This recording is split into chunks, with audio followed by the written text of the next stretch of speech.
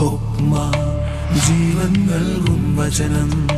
ഹൊക്മ ഹൊക്മ ജ്ഞാനം നൽകും വചനം.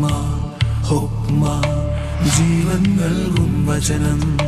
ഹൊക്മ ഹൊക്മ ജ്ഞാനം നൽകും വചനം. ഈശോമിശിഹായ്ക്ക് സ്തുതിയായിരിക്കട്ടെ.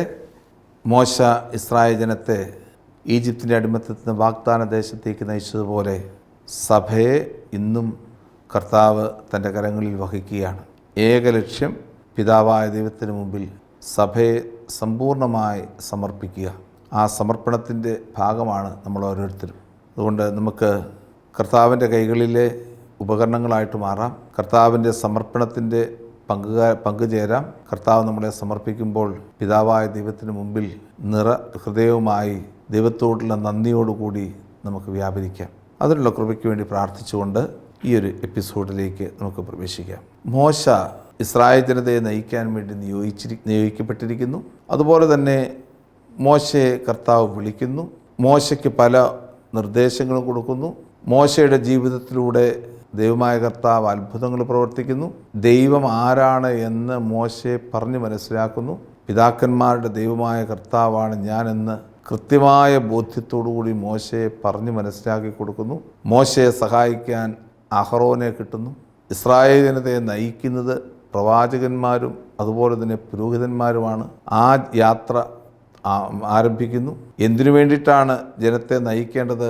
യഥാർത്ഥത്തിൽ ദൈവത്തെ ആരാധിക്കാൻ വേണ്ടിയിട്ടാണ് ജനത്തെ നയിക്കേണ്ടത്. ഇതെല്ലാം പറഞ്ഞു കഴിഞ്ഞു എങ്കിൽ തന്നെയും മോശയുടെ ഒരു ബലഹീനതയിലേക്ക് ഒന്ന് കണ്ണ് നടുകയാണ് 4-ാം അധ്യായം 18 മുതലുള്ള തിരുവചനങ്ങളിൽ. മോശ മിദിയാനിലെ പുരോഹിതനായ ജത്രോയുടെ ഭവനത്തിലേക്ക് ചെല്ലുന്നു. മിദിയാൻ എന്ന് പറയുന്നത് യഥാർത്ഥത്തിൽ ദേവന്മാരും ദേവതകളുടെയും ഒക്കെ നാടാണ്. അപ്പോൾ പുരോഹിതനായ ജത്രോ ആ ദേവന്മാരുടെയും ദേവതകളുടെയും ഒക്കെ ആരാധകനാണ്. അദ്ദേഹത്തിന് മോശയുടെ ഭാര്യയുടെ പേരാണ് സിപ്പോറ. മോശയുടെ മകൻ്റെ പേരാണ് ഗർഷോം. മോശ തൻ്റെ കയ്യിൽ കർത്താവ് നൽകിയ ദണ്ഡും ഉപയോഗിച്ചുകൊണ്ട് മിദിയാനിലേക്ക് ചെല്ലുന്നു. തിരികെ പോരാൻ ഒരുങ്ങുമ്പോൾ ആകെ അസ്വസ്ഥനാകുന്നു. വഴിയിൽ വെച്ച് തന്നെ ദൈവം മോശയെ വധിക്കുമെന്നുള്ള ഒരു ഒരു ഭീഷണി ഉണ്ടാകുന്നു. ഈ അവസരത്തിൽ അസ്വസ്ഥനാകുന്ന മോശയെ ശക്തിപ്പെടുത്താൻ വേണ്ടി സിപ്പോറ ഒരു കൽക്കത്തി എടുത്ത് ഗർഷോമിൻ്റെ അഗ്രചർമ്മം മുറിച്ച് മോശയുടെ തുടയിൽ വയ്ക്കുന്നു. ഇത് ഒരു പ്രവൃത്തിയാണ്. ആ പ്രവൃത്തിയിൽ വലിയൊരു സത്യം ഒളിഞ്ഞു കിടപ്പുണ്ട്. കാരണം മോശ മാത്രമല്ല ഇസ്രായേൽ ഭവനത്തിൻ്റെ അംഗമായിട്ട് മാറുന്നത്. ഇസ്രായേൽ ആ മിദിയാൻ കുടുംബം മുഴുവനും ജത്രോയും സിപ്പോറായും പുത്രനും പരിച്ഛേദനം സ്വീകരിച്ചുകൊണ്ട് കർത്താവിൻ്റെ ഭവനത്തിൻ്റെ ജനത്തിൻ്റെ വക്താക്കളായിട്ട് മാറുകയാണ്. അപ്പോൾ ഇവരെയും കൂടി രക്ഷിക്കുക എന്നുള്ള ദൗത്യമാണ് യഥാർത്ഥത്തിൽ മോശയ്ക്ക് കൈവരുന്നത്. മോശ എങ്ങനെയാണ് മിദിയാനിൽ നിൽക്കണോ അതോ ഇസ്രായേലിലേക്ക് പോകണമോ എന്നുള്ള ഒരു തേങ്ങലിൽ നിൽക്കുന്ന അവസരത്തിൽ, ഒരു കൺഫ്യൂഷനിൽ നിൽക്കുന്ന അവസരത്തിൽ ഈ പരിച്ഛേദനം എന്ന് പറയുന്ന കർമ്മത്തിലൂടെ മോശയെ ശക്തിപ്പെടുത്തുകയാണ് ചെയ്യുന്നത്. യഥാർത്ഥത്തിൽ പരിച്ഛേദനം എന്ന് പറയുന്നത് ദൈവവുമായിട്ടുള്ള ഉടമ്പടിയുടെ ബന്ധത്തിൻ്റെ ഒരു സൂചനയാണ്. ആ പരിച്ഛേദനത്തിലൂടെ മോശയുടെ ഭാഗമായി മോശയുടെ കുടുംബം മുഴുവൻ മാറിക്കഴിയുമ്പോൾ ബുദ്ധിമുട്ട് കൂടാതെ കർത്താവിൻ്റെ ഏൽപ്പിച്ച ദൗത്യം നിർവഹിക്കാൻ സാധിക്കുമെന്ന് പറഞ്ഞുകൊണ്ട് അദ്ദേഹം മുന്നോട്ട് പോകുന്ന രംഗമാണ് 4-ാം അധ്യായം 18 മുതലുള്ള തിരുവചനങ്ങളിൽ നമ്മൾ കാണുക. വീണ്ടും അവിടെ കൊടുത്തിരിക്കുന്ന മോശയെ ധൈര്യപ്പെടുത്തുന്ന രംഗങ്ങളൊക്കെ നമ്മൾ 6-ാമത്തെ അധ്യായത്തിൽ വീണ്ടും കാണുന്നു. വീണ്ടും ഒരു കോൾ ആൻഡ് കമ്മീഷനിങ് നറേറ്റീവ് കാണുകയാണ്. ഒരു മോശയെ വിളിക്കുന്ന രംഗങ്ങൾ ഇവിടെയൊക്കെ പറയുന്നത്. ഈ 6-ാമത്തെ അധ്യായത്തിലെ പ്രധാനപ്പെട്ട തീം എന്താണെന്ന് ചോദിച്ചു കഴിഞ്ഞാൽ ദൈവമാണ് ഇസ്രായേൽ ജനതയെ നയിക്കുന്നത്, രക്ഷിക്കുന്നത് എന്ന തീമാണ്. Moses is only an instrument in the hand of God. ആ ഒരു കാര്യത്തെ ഇവിടെ എടുത്തു പറയുകയാണ് ചെയ്തത്. എടുത്തു നോക്കിക്കഴിഞ്ഞാൽ നമുക്ക് കാണാൻ പറ്റും. ഇവിടെ പറയുന്ന 6-ാമത്തെ വാക്യത്തിൽ 6:6 നിന്ന് ആകയാൽ ഇസ്രായേൽ മക്കളോട് പറയുക, ഞാൻ കർത്താവാണ്. ദൈവത്തിൻ്റെ കർത്തൃത്വം ഉറപ്പിക്കുകയാണ് മോശ ഈ ഒരു വലിയ പ്രവർത്തനത്തിലൂടെ ചെയ്യുക. അപ്പോൾ യഥാർത്ഥത്തിൽ വാഗ്ദാന ദേശത്ത് നിന്ന് യാത്ര ചെയ്യണമെന്നുണ്ടെങ്കിൽ 430 വർഷത്തോളം ഏകദൈവ വിശ്വാസം വെടിഞ്ഞ് ബഹുദൈവ വിശ്വാസത്തിലേക്ക് കടന്നു വന്ന ജനങ്ങൾക്ക് ആദ്യമായിട്ട് കൊടുക്കേണ്ട അനുഭവം എന്ന് പറയുന്നത് യഥാർത്ഥത്തിൽ ദൈവം ആരാണ് എന്നുള്ളതിനെക്കുറിച്ചുള്ള സൂചനകളാണ്. അതാണ് മോശെ എന്ന് പറയുന്ന വ്യക്തിക്ക് ആദ്യം കൊടുത്തു, ഞാൻ പിതാക്കന്മാരുടെ ദൈവമാണ്, പഴയ കാലത്ത് എങ്ങനെയോ അതുപോലെ തന്നെ നിന്നോടും വ്യാപരിക്കുന്ന ദൈവമാണ് ഞാൻ എന്നുള്ള ആ ആഴമായ ബോധ്യം മോശയ്ക്ക് ആദ്യമായിട്ട് കൊടുക്കുകയാണ്.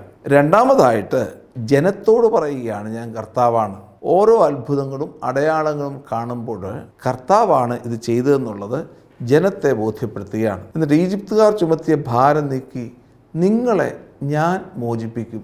ഇവിടെ ആരാണ് കർത്താവ്? ദൈവം തന്നെയാണ് ഈ മോചിപ്പിക്കുന്ന വ്യക്തി. നിങ്ങളുടെ അടിമത്ത് നിങ്ങളെ ഞാൻ സ്വതന്ത്രരാക്കും. കൈ ഉയർത്തി അവരെ കഠിനമായ ശിക്ഷ നിങ്ങളെ വീണ്ടെടുക്കും. ഈ ഒരു വലിയ ആശയം പറയുകയാണ് ചെയ്യുന്നത്. ദൈവമാണ് ഇതെല്ലാം ചെയ്യുന്നത്. അവിടെ തുടങ്ങുന്നില്ല 9-ാമത്തെ വാക്യത്തിൽ നമുക്ക് കാണാൻ സാധിക്കും, ഞാൻ കർത്താവാണ്. ഇസ്രായേൽ മക്കളോട് മോശ ഇപ്രകാരം പറഞ്ഞെങ്കിലും അവിടെ പിന്നെ വീണ്ടും പറഞ്ഞു, 10-ാമത്തെ വാക്യം പറഞ്ഞു, കർത്താവ് മോശയോട് കൽപ്പിച്ചു, നീ പോയി ഈജിപ്തിലെ രാജാവായ ഫറവോയോട് ഇസ്രായേൽ മക്കളെ വിട്ടയക്കാൻ പറയുക എന്ന് പറഞ്ഞു. ഞാൻ പറയുന്നത് ഇസ്രായേൽ മക്കൾ പോലും ഞാൻ പറയുന്നത് കേൾക്കുന്നതിന് പിന്നെ അപ്പം ഇങ്ങനെ ചോദ്യവും ഉത്തരവുമായിട്ട് നിൽക്കുകയാണ്. ഇതിൻ്റെ അകത്തെ പ്രധാനപ്പെട്ട പ്രമേയം ദൈവം കർത്താവാണ്. യഥാർത്ഥത്തിൽ യഹോവയാണ് ഇസ്രായേലിൻ്റെ ദൈവം. ആ ദൈവത്തിന് ഈജിപ്തിലും ദൈവത്തിൻ്റെ അനുഗ്രഹങ്ങളും ദൈവത്തിൻ്റെ ശക്തിയും പ്രകടമാക്കാൻ കഴിയുമെന്നതിൻ്റെ സൂചനയാണ് ഇവിടെ നൽകുന്നത്.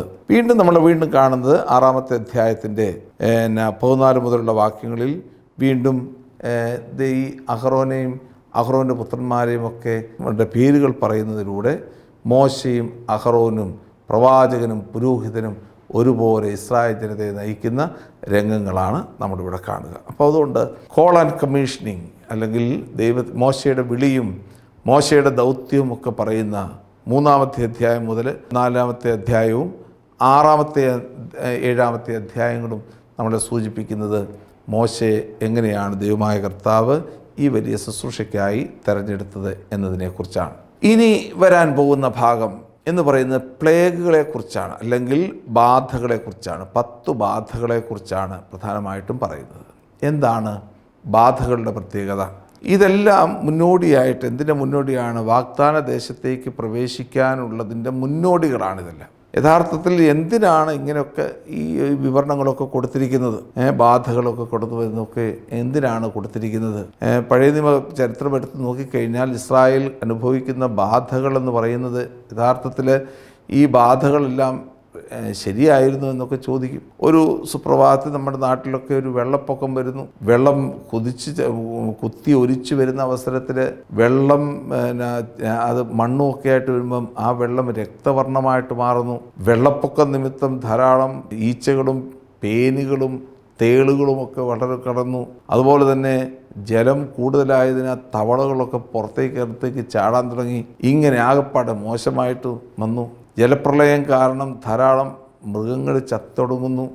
ആ മൃഗങ്ങളിൽ നിന്ന് ഈച്ചകൾ കടന്നു വരുന്നു. ഇങ്ങനെ ഓരോന്നും കണക്റ്റഡായിട്ട് പോകുന്ന പ്രതിഭാസങ്ങൾ നമ്മുടെ ജീവിതത്തിലൊക്കെ ഉണ്ട്. അങ്ങനെയുള്ള പ്രതിഭാസങ്ങളിൽ ഒന്നായിരിക്കുമോ യഥാർത്ഥത്തിൽ ഇവിടെ പറയുന്ന ഈ പ്ലേഗുകൾ അല്ലെങ്കിൽ ഈ ബാധകളെന്ന് ഒന്ന് വിചിന്തനം ചെയ്യുന്നത് നല്ലതാണ്. കാരണം ഇസ്രായേൽ ജനം ഈജിപ്തിൽ ഉണ്ടായിരുന്ന സാഹചര്യത്തിൽ അവർ അനുഭവിച്ച തിക്താനുഭവങ്ങൾ, വേദനകൾ, ദുഃഖങ്ങൾ, സഹനങ്ങൾ, ഇതെല്ലാം നമ്മുടെ മുമ്പിൽ അവതരിപ്പിക്കുന്ന ഭാഗമായിട്ട് വേണമെങ്കിൽ ഇതിനെ കരുതാം. അതിലുപരിയായി ഇതിനൊരു വലിയ ദൈവശാസ്ത്ര സത്യമുണ്ട്. ആ ദൈവശാസ്ത്ര സത്യം മറ്റൊന്നുമല്ല, ദൈവത്തിൻ്റെ സാന്നിധ്യത്തെ ഇവിടെ ഉറപ്പിക്കുകയാണ്. ആരാണ് ഇതിൻ്റെ എല്ലാം ഉടയവൻ? അത് ഒറ്റൊരാൾ മാത്രമേ ഉള്ളൂ, ദൈവമാണ്. നോക്കിക്കേ, ഈജിപ്ത് ദേശം എങ്ങനെ ഉണ്ടാകുന്നത്? ആരംഭകാലത്ത് എടുത്ത് നോക്കിക്കഴിയുമ്പോൾ ഷേം, ഹാം, യാഫത്ത് എന്ന് പറയുന്ന ആ 3 തലമുറകളിലൂടെ കടന്നു വരുന്ന ഒരു ദേശമാണ്. ഹാം എന്ന് പറയുന്ന വ്യക്തിയുടെ ദേശമാണ് ഈജിപ്ത് ദേശം. ആ ഈജിപ്ത് ദേശം അന്ന് ഉണ്ടായിരുന്നപ്പോൾ, കാരണം ഇവർ 3 പേരും നോഹ എന്ന് പറയുന്ന വ്യക്തിയുടെ മക്കളാണ്. നോഹയാണ് ആദ്യമായിട്ട് ദൈവത്തിന് ബലിയർപ്പിക്കുകയും ദൈവവുമായിട്ട് ഉടമ്പടി ബന്ധം സ്ഥാപിക്കുകയും ചെയ്ത വ്യക്തി. ആ ഉടമ്പടി ബന്ധം സ്ഥാപിക്കുമ്പോഴും ഈ 3 മക്കളും കൂടെ ഉണ്ടായിരുന്നു. പിൽക്കാലങ്ങളിലാണ് പിരിയുന്നത്. അപ്പോൾ ഇതെല്ലാം ആരംഭകാലത്ത് വേറൊരു ഭാഷയെ പറഞ്ഞു കഴിഞ്ഞാൽ ഇതിൻ്റെ എല്ലാം ഈ ഏഷ്യ, യൂറോപ്പ്, ആഫ്രിക്ക എന്നിങ്ങനെയുള്ള ഈ 3 കോണ്ടിനെൻറ്റുകൾ, ആദ്യത്തെ 3 കോണ്ടിനെൻറ്റുകൾ എന്ന് പറയുന്നത് ആണ് ലോകത്തെക്കുറിച്ച് വിവരിച്ചുകൊണ്ടിരുന്ന 3 സംസ്കാരങ്ങളെക്കുറിച്ച് വിവരിച്ചുകൊണ്ടിരുന്ന സ്ഥലമെന്ന് പറയുന്നത്. ഇപ്പം ഇവിടെ താമസിക്കുന്ന, ആഫ്രിക്കയിൽ താമസിക്കുന്ന ഒരു കൂട്ടം ആളുകൾ എന്ന് പറയുന്നത് ഇത് ദൈവത്തിൻ്റെ മക്കളാണ്, ഈ ദൈവത്തിൻ്റെ ജനമാണ്, ദൈവത്തിൻ്റെ രാജ്യമാണ്, അതിന് ദൈവത്തിന് അധികാരം ഇവിടെയും ഉണ്ട് എന്ന് സൂചിപ്പിക്കാൻ വേണ്ടിയിട്ടാണ് ഈ ബാധകൾ അയക്കുകയും ഇവിടെയെല്ലാം ഈ ബാധകൾക്കിടയിലൂടെയൊക്കെ പറയുന്നത് ഇതുവഴിയായിട്ട് ഇസ്രായേൽ ജനം അറിയട്ടെ ഞാൻ ദൈവമാണെന്ന് അറിയട്ടെ, ഈജിപ്തിലെ ദേശം അറിയട്ടെ ഞാൻ ദൈവമാണെന്ന് അറിയട്ടെ, ഫറവോ അറിയട്ടെ ഞാൻ ദൈവമാണെന്ന്, ഇങ്ങനെ പറഞ്ഞുകൊണ്ട് ദൈവത്തിൻ്റെ രാജ്യത്വത്തെ ഉറപ്പിക്കുന്ന രംഗമാണ് ഈ ബാധകളിലൂടെ നമ്മൾ കാണുന്നത്. വീണ്ടും ഇതെടുത്ത് നോക്കിക്കഴിഞ്ഞാൽ ഓരോ ബാധകൾ കടന്നു പോകും തോറും ഫറവോ ഇസ്രായേൽ ജനത്തെ വിട്ടയക്കാൻ തുനിയുന്നില്ല. ഫറവോയുടെ ഹൃദയം കഠിനമായിക്കൊണ്ടിരിക്കുക.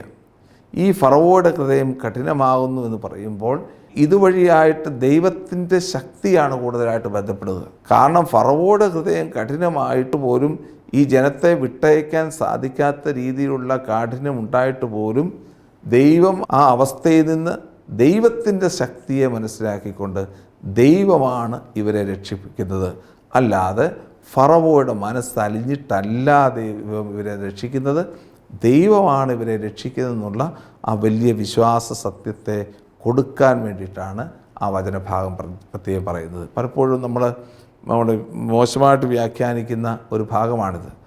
ഫറവോയുടെ ഹൃദയം കഠിനമായി എന്നൊക്കെ പറയുമ്പോഴത്തേക്കും അതിൻ്റെ അർത്ഥം എന്താണ്?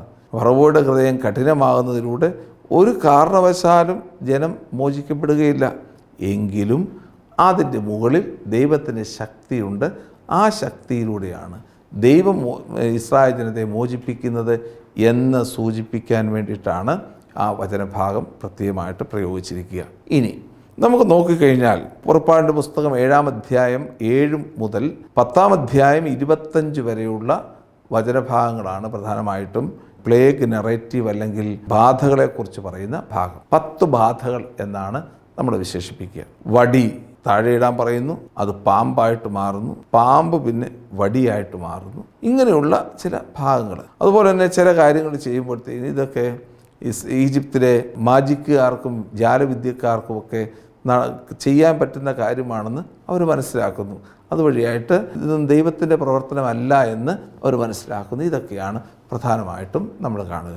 എന്താണ് ഓരോന്നിൻ്റെ അർത്ഥം? നമുക്ക് നോക്കി ഓരോ ഭാഗങ്ങളും എടുത്ത് നോക്കിക്കഴിഞ്ഞാൽ നല്ല തെളിനീരുള്ള വെള്ളം അത് രക്തവർണ്ണമായിട്ട് മാറുന്നു. യഥാർത്ഥത്തിൽ ഈജിപ്ത് ദേശത്ത് ഓരോ ക്രിയേറ്റഡ് ബീയിങ്ങിനും ഓരോ ദൈവങ്ങളുണ്ട്. ഈജിപ്ത് ദേശത്ത് മാത്രമല്ല, ഇന്ത്യൻ സംസ്കാരം എടുത്തു കഴിഞ്ഞാലും ഓരോന്നിനും ദൈവങ്ങളുണ്ട്, അല്ലേ? ഗംഗാദേവി എന്ന് പറയുന്നത് ഇന്ത്യയിലെ ജലദേവതയാണ്.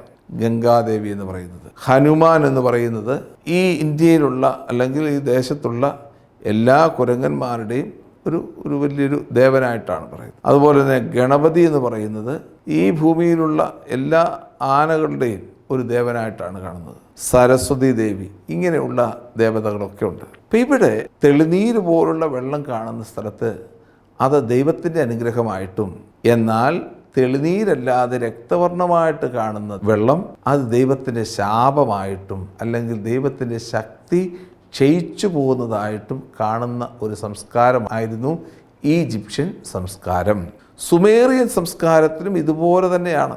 സ്വർഗത്തിൽ ഇരുന്നു കൊണ്ട് വീക്ഷിക്കുന്ന ദൈവത്തെയാണ് സുമേറിയൻ സംസ്കാരം കണ്ടുകൊണ്ടിരുന്നത്. അതുകൊണ്ട് സുമേറിയൻ സംസ്കാരത്തിൽ ഏതെങ്കിലും ഒരു ജനതയ്ക്ക് ഒരു വെള്ളപ്പൊക്കം ഉണ്ടാകുകയാണെങ്കിൽ അത് ദൈവം കോപിച്ചു എന്നുള്ളതിൻ്റെ അടയാളമാണ്. ഏതെങ്കിലും ഒരു സംസ്കാരത്തിൽ സന്തോഷമോ സമാധാനമോ ഉണ്ടെങ്കിൽ അത് ദൈവം നൽകിയ അനുഗ്രഹമാണെന്ന് വിശ്വസിക്കുന്ന ആളുകളുണ്ട്. ഇപ്രകാരം ഉള്ള ഒരു ജീവിത സാഹചര്യത്തിലൂടെയാണ് ഇവിടെയും ഈജിപ്തിലെ സംസ്കാരവും കടന്നു പോകുന്നത്. കാരണം ഏതെങ്കിലും തരത്തിൽ ഇപ്പോൾ വെള്ളം രക്തവർണ്ണമായിട്ട് മാറുന്നു എന്ന് പറയുമ്പോൾ തെളിനീര് പോലുള്ള വെള്ളം അത് ദൈവത്തിൻ്റെ കടാക്ഷമാണെന്നും അത് വെള്ളത്തിൻ്റെ ദൈവത്തിൻ്റെ കടാക്ഷമാണെന്നും, തെളിനീരല്ലാത്ത വെള്ളം കടന്നു വരികയാണെങ്കിൽ അത് ദൈവത്തിൻ്റെ ക്രോധമാണെന്നും വിശ്വസിച്ചുകൊണ്ടിരുന്ന ആളുകൾ. അപ്പോൾ അത് ദൈവത്തിൻ്റെ ക്രോധമാകാനുള്ള കാരണം ദൈവം ആ തെളിനീര് നൽകുന്ന വെള്ളത്തിൻ്റെ ദൈവത്തിൻ്റെ മേൽ യഹോവയാകുന്ന ദൈവത്തിന് അധികാരം ഉറപ്പിച്ചിരിക്കുന്നു എന്നുള്ളതിൻ്റെ സൂചനയാണ്. ചില ദേവന്മാരുടെ പേരുകൾ പറയുമ്പോൾ നമുക്ക് കൂടുതലായിട്ട് ഇവിടെ മനസ്സിലാക്കാൻ പറ്റും. അത് ഇപ്രകാരമാണ്. ചില ദേവന്മാരുടെ പേരുകൾ ഞാനൊന്ന് സൂചിപ്പിക്കാം. ഉദാഹരണം പറഞ്ഞു കഴിഞ്ഞാൽ ഫെർട്ടിലിറ്റി ഗോഡിന് പറയുന്ന പേരാണ് ഹാപ്പി. ആ ദേവനാണ് ഈ വെള്ളം രക്തവർണ്ണമായിട്ട് മാറുന്നതിൻ്റെ അല്ലെങ്കിൽ വെള്ളത്തിൻ്റെ ദേവതയ്ക്ക് പറയുന്ന പേരാണ് ഹാപ്പി. അതുപോലെ തന്നെ ഹേക്കത്ത് എന്ന് പറയുന്നത് തവളകൾക്ക് വേണ്ടിയിട്ടുള്ള ദേവനായിരുന്നു. ഈജിപ്തിലെ ദേവനാണ് ഹേക്കത്ത്. അതുപോലെ തന്നെ അമോൻ ആൻഡ് ഹത്തോർ എന്ന് പറയുന്ന ദേവന്മാരും ദേവതയാണ് കന്നുകാലികളുടെ ഒക്കെ ദേവനും ആയിട്ട് മാറുന്നത്. സെറാപ്പിയ എന്ന് പറയുന്ന ദേവനാണ് വയലുകളുടെ ദേവനായിട്ട് മാറുന്നത്. റാ എന്ന് പറയുന്ന ദേവനെയാണ് സൂര്യ ദേവനായിട്ട് മാറുന്നത്, പ്രകാശം തരുന്ന ദേവനായിട്ട് മാറുന്നത്. സെക്മെത്ത് എന്ന് പറയുന്ന ദേവനാണ് എല്ലാറ്റിനെയും സൗഖ്യം നൽകുന്ന ദേവനായിട്ട് മാറിയിരുന്നത്. അങ്ങനെ വിവിധങ്ങളായിട്ടുള്ള ദേവന്മാരുടെ ചരിത്രമുണ്ട് ഈ ഈജിപ്ത് സംസ്കാരത്തിൽ. അപ്പോൾ വെള്ളം രക്തവർണ്ണമായിട്ട് മാറുന്നത് ആ കാലഘട്ടത്തിലെ ഹാപ്പി എന്ന് പറയുന്ന ദേവനെതിരെ ഇസ്രായേലിൻ്റെ ദേവനായ യഹോവയാകുന്ന ദേവൻ നടത്തുന്ന ഒരു ആക്രമണമാണ്. അതിലൂടെ എന്താ മനസ്സിലാക്കേണ്ടത്? ഈജിപ്ത് ദേശം മനസ്സിലാക്കണം, ദൈവമായ കർത്താവ് യഹോവയാകുന്നു എന്നുള്ളത്. രണ്ടാമത്തെ ദേവൻ ഹേക്കത്ത് എന്ന് പറയുന്ന ദേവനെതിരെ കൊടുക്കുന്ന ഒരു വലിയ ബ്ലോ എന്ന് പറയുന്നത് അവിടെ ഉണ്ടായിരുന്ന എല്ലാ തവളകളൊക്കെ ചത്ത് ഒടുങ്ങുമ്പോൾ ആ ദേവൻ ഹേക്കത്ത് എന്ന് പറയുന്ന ദേവൻ്റെ അസ്തിത്വം നഷ്ടപ്പെടുകയാണ്. അതിലൂടെ മനസ്സിലാക്കണം, ഇസ്രായേലിൻ്റെ ദൈവമായ കർത്താവിന് ഈജിപ്ത് ദേശത്ത് അധികാരമുണ്ട്. ഇപ്രകാരം ഓരോ പ്ലേഗുകൾ നടത്തുമ്പോഴും ഓരോ ബാധകൾ കടന്നു വരുമ്പോഴും ആ ബാധകളെ ബാധിക്കുന്ന ദേവന്മാർക്ക് കൊടുക്കുന്ന കടുത്ത ശിക്ഷയാണ്. അതിലൂടെ ഇസ്രായേൽ ജനം അറിയണം യഥാർത്ഥ ദൈവം യഹോവയാകുന്നു എന്ന്. അത് ഇസ്രായേൽ ജനം മാത്രമല്ല, ഈജിപ്തിലെ ദേശം മുഴുവനും അറിയണം യഥാർത്ഥത്തിൽ ദൈവമായ കർത്താവാണ് ഏക കർത്താവെന്ന് അറിയണം. ഇപ്രകാരം കർത്താവ് ആരാണെന്ന് മനസ്സിലാക്കിയതിന് ശേഷമാണ് ഈജിപ്ത് ദേശത്ത് നിന്ന് ഇസ്രായേൽ ജനം വാഗ്ദാന ദേശത്തേക്ക് പോകുന്നത്. ഇത് തന്നെയാണ് യഥാർത്ഥത്തിലെ പുറപ്പാട് സംഭവത്തിൻ്റെ ആദ്യ പടി എന്ന് പറയുന്നത്. കാരണം പഴയ നിയമ ചരിത്രത്തിലെ മുഴുവൻ്റെയും പുറപ്പാടിൻ്റെ അനുഭവം നമ്മൾ മനസ്സിലാക്കി കഴിഞ്ഞാൽ കൃത്യമായിട്ട്, പ്രത്യേകിച്ച് ഏശയ്യായുടെ പുസ്തകത്തിൻ്റെ 40 മുതലുള്ള അധ്യായങ്ങളിൽ പുറപ്പാട് സംഭവത്തെക്കുറിച്ച് പറയുന്ന ഭാഗങ്ങളിലൊക്കെ നമ്മൾ കാണുന്നത് ഇതുതന്നെയാണ്. ആരാണ് ദൈവം? ഏശയ്യായുടെ പുസ്തകത്തിൽ കാണുന്നില്ലേ, ഞാനാണ് ദൈവം, ഭയപ്പെടേണ്ട, ഞാൻ നിന്നോടുകൂടെയുണ്ട്, യാക്കോബെ നിന്നെ സൃഷ്ടിക്കുകയും ഇസ്രായേലിനെ രൂപപ്പെടുത്തുകയും ചെയ്ത ദൈവമായ കർത്താവ് ഞാനാണ് എന്ന് പറഞ്ഞുകൊണ്ട് ഏക ദൈവമായ കർത്താവിനോടുള്ള ബന്ധവും വിശ്വസ്തതയും ആരാണ് കർത്താവ് എന്നുള്ള ആ വിശ്വാസത്തെ ഉറപ്പിച്ചു നിർത്തിയതിന് ശേഷമാണ് ഈ മുന്നോട്ട് വാഗ്ദാന ദേശത്തേക്ക് ഇസ്രായേൽ ജനം യാത്രയാകുന്നത്. അതുകൊണ്ട് ഈ പ്ലേഗ് നറേറ്റീവ് അല്ലെങ്കിൽ ബാധകളെക്കുറിച്ച് പ്രതിപാദിക്കുന്ന ഈ ഭാഗം ഇസ്രായേലിൻ്റെ ദൈവത്തിൻ്റെ ശക്തി ഈജിപ്ത് ദേശത്തുമുണ്ട് എന്ന് കാണിച്ചു കൊടുക്കുന്ന രംഗമാണ് ഇവിടെ കാണുന്നത്. ഇതിന് തുല്യമായിട്ടാണ് സാമൂഹലിൻ്റെ 1-ാമത്തെ പുസ്തകം 2 മുതൽ 6 വരെയുള്ള അധ്യായങ്ങളിൽ രേഖപ്പെടുത്തിയിരിക്കുന്നത്. പ്രത്യേകിച്ച് ഇസ്രായേൽ ജനം പാപം ചെയ്തപ്പോൾ, പിനഹസും ഹോഫ്നിയും പാപം ചെയ്തപ്പോൾ കർത്താവ് അവരെ ശിക്ഷിക്കാൻ വേണ്ടി ഫിലിസ്ത്യരെ ഇറക്കുകയാണ്. ഫിലിസ്ത്യര് അവരുടെ കയ്യിൽ നിന്ന് വാഗ്ദാന പേടകവും പിടിച്ചുകൊണ്ട് അവർ അഷ്ദോദ്, അഷ്കലോൺ എന്നീ സ്ഥലങ്ങളിൽ കൊണ്ടുപോയി ഡാഗൺ എന്ന് പറയുന്ന ദേവൻ്റെ മുമ്പിൽ വെച്ചു. നേരം വെളുത്ത് നോക്കിയപ്പോൾ ഡാഗൺ എന്ന് പറയുന്ന ദേവൻ്റെ ശക്തി ക്ഷയിക്കുകയും തവിട് പൊടിയായിട്ട് മാറുകയും ചെയ്തു. അതിലൂടെ അവർ പോലും മനസ്സിലാക്കി ഇസ്രായേലിൻ്റെ ദൈവത്തിന് ശക്തിയുണ്ട് എന്ന് മനസ്സിലാക്കി. ഇപ്രകാരം യഥാർത്ഥ ദൈവം ഇസ്രായേലിൻ്റെ യഹോവയാണ്. ആ യഹോവയല്ലാതെ വേറൊരു ദൈവം നിനക്കുണ്ടാകരുത് എന്ന് പറയുന്ന ആ മോണോതെയിസം എന്ന് പറയുന്ന കൺസെപ്റ്റിലേക്ക് ജനത്തെ മുഴുവൻ കൊണ്ടുവരുന്ന രംഗമാണ് യഥാർത്ഥത്തിൽ ഈ ബാധകളിലൂടെ അവതരിപ്പിച്ചിരിക്കുന്നത്. യഹോവയാവുന്ന ദൈവം ആരാണ്? പഴയ കാലങ്ങളിൽ എഹിയെ, അഷർ എഹിയെ, അതായത് പണ്ടുകാലത്ത് കർത്താവ് എങ്ങനെയായിരുന്നുവോ അതുപോലെ ഞാനായിരിക്കുമെന്നുള്ള ആ ഒരു വലിയ കാഴ്ചപ്പാടോടുകൂടി യഹോവയാവുന്ന ദൈവത്തെ അവതരിപ്പിച്ച് ആ ദൈവത്തിന് ഇസ്രായേലിലും ഈജിപ്തിലും പ്രത്യേകം അധികാരവും അവകാശവുമുണ്ട്. ആ ദൈവം തന്നെയാണ് ഈജിപ്തിൻ്റെ അടിമത്തത്തിൽ നിന്ന് ഇസ്രായേൽക്കാരെ കൊണ്ടുപോകുന്ന ദൈവമെന്ന് ഈ വചനഭാഗങ്ങളിലൂടെ അവതരിപ്പിച്ചിരിക്കുകയാണ്. അതുകൊണ്ട് പുറപ്പാടിൻ്റെ പുസ്തകത്തിൻ്റെ ആദ്യത്തെ ഭാഗം, പുറപ്പാട് കയറുന്നതിന് മുമ്പുള്ള ഭാഗം, യാത്ര തുടങ്ങുന്നതിന് മുമ്പുള്ള ഭാഗം വളരെ മനോഹരമായിട്ടാണ് അവതരിപ്പിച്ചിരിക്കുന്നത്. അതിൻ്റെ അവതരണ രീതി, ദൈവം ആരാണ്, യഥാർത്ഥ ദൈവം. കാരണം 430 വർഷത്തോളം അവർ ഏകദൈവാരാധന ഇല്ലായിരുന്നു, ബഹുദൈവാരാധനയുടെ പിന്നാലെ പോയി, ദൈവം ആരാണെന്ന് പോലും അറിയത്തില്ലായിരുന്നു. അങ്ങനെയുള്ളൊരു സാഹചര്യത്തിൽ ദൈവം ആരാണ് എന്ന് നമ്മെ പഠിപ്പിക്കാൻ വേണ്ടിയിട്ട് ഉപയോഗിച്ചിരിക്കുന്ന പാഠഭാഗങ്ങളാണ് 7 മുതൽ ഉള്ള അധ്യായങ്ങളിൽ രേഖപ്പെടുത്തിയിരിക്കുന്നത്. ഇതിൻ്റെ ബാക്കി ഭാഗങ്ങൾ അടുത്ത എപ്പിസോഡിലൂടെ നിങ്ങൾക്ക് ലഭ്യമാകുന്നതാണ്. ദൈവം നമ്മളെ സമർത്ഥമായിട്ട് അനുഗ്രഹിക്കട്ടെ. ആമേൻ. ഹുക്മ ജീവൻ നൽകും വചനം. ഹുക്മ ജ്ഞാനം നൽകും വചനം.